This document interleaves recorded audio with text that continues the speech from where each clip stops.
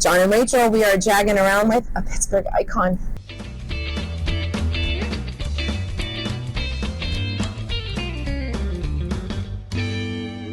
It's John and Rachel, and we are jagging around here. Thanks, first of all, to Robert Morris University for letting us use the ice. Kind of. We're not really using the ice. We're using the bench.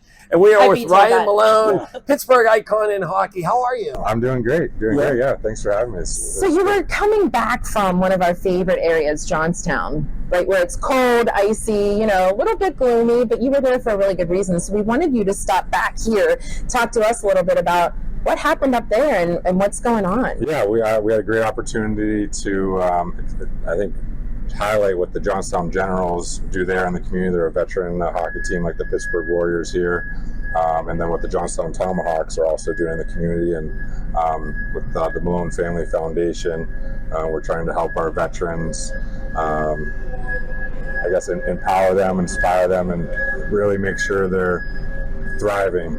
And we're doing that through the game of hockey. So starting in Johnstown with the old time hockey, I think that's the best place to start.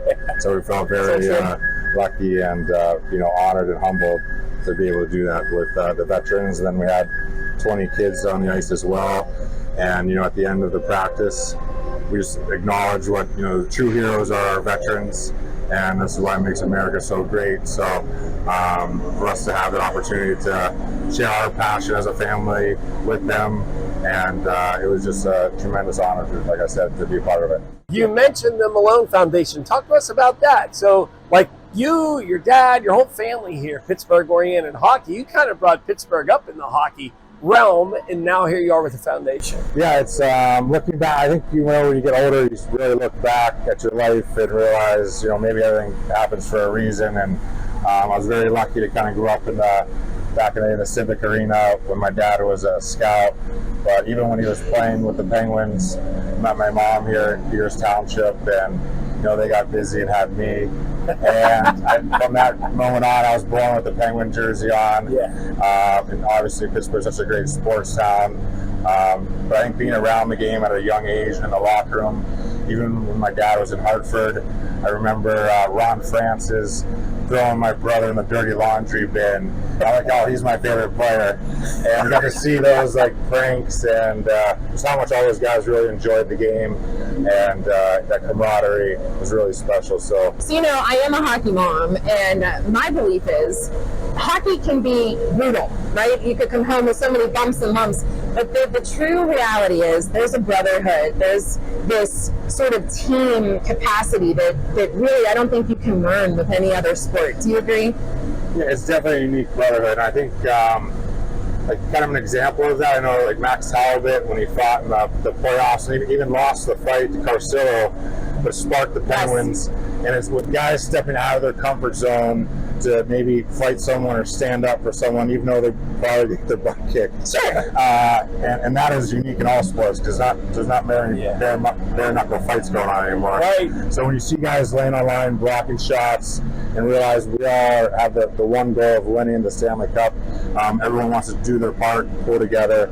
And I think after hockey, now we're realizing how important the alumni is, and getting connected and staying connected to help each other out. And we support another foundation in Minnesota. The Hendrickson Foundation is one of the largest disabled hockey festivals in North America. They have blind hockey, sled hockey. This year they'll have 32 different warrior programs there. Oh, wow. And their dad, Danny and Darby, both played hockey. Darby Hendrickson played for the Wild, and he's assistant coach there now. But Larry, he was all about that spirit of hockey and that camaraderie. Yeah. It doesn't matter who you are, what you look like. When you come into the locker room, you're accepted, you're part of the team. In an NHL example, you might have, we can just say, Brad Marchand, which you think might be a rat. And then all of a sudden he puts the Penguin colors on. No, that's fine. But it's a good example. Then he puts the Penguin colors on, or say even Tom Wilson, you might want to say. Yeah, right. And then he could put the Penguin colors on. Those guys open them with, as the brotherhood and part of a team. Now they're part of that collective goal of something bigger than themselves. And I think that spirit hockey is what it's all about. And we're excited to give back to that passion. There's something coming up in May. Yeah, Should we get prepared for? Mark your calendar. Yeah, well, hopefully here at RMU, we're definitely doing the Mental Health Action Day. Last year, we were very fortunate to get one of the 22 grants from MTV to participate in their worldwide initiative about taking awareness to action.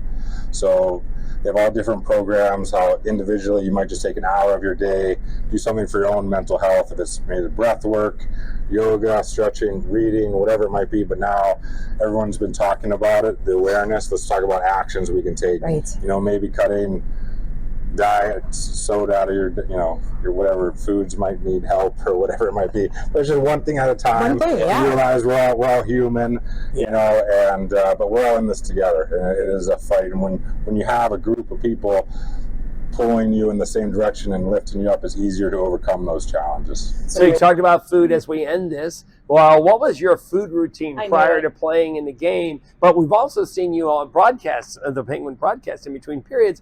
Do you have a food routine for that as well? And is it the same as when you play? Yeah, no. We were very... I like that he was sort of like... Yeah, I was thinking, no, it's not a dumb question. I think it's crazy to think about, because I know you hear different stories, especially over time, how guys used to eat and then now how Exactly, they eat. right. So there's definitely more nutritional information out there. Absolutely. That's what's best for your body and stuff. So I think we were very fortunate in the NHL. We called it the No Hungry League. And you always had a buffet of the salmon, chicken, steak, pasta, veggies. Like, you had everything at pregame what you wanted. Wow, I didn't know that. So usually I did just the pasta and spaghetti with some chicken. Keep it simple. Simple. Yeah, I love it. simple. Where can everybody find out more about the Malone Foundation? We go to hockeyishealing.org. That was kind of our slogan here. The Pittsburgh Warriors say hockey. Healing through hockey, and we ran our programs. I'm like, hockey is literally healing and helping individuals overcome their challenges. So hockeyishealing.org, and you have some information there of our past events and then what we're going to be doing this year. All right. You have the Minnesota accent. Can you give us a Minnesota accent with a Jagoff at the end? I don't know. Hey, make sure you follow the foundation, you Jagoff. Yeah, that was pretty good. Leave it as that. Yeah, leave it as that. So We got it. Thanks for having me. We appreciate you. Yeah, appreciate you. All right, cue the Zamboni. He'll be back, yeah. Bye, Chuck.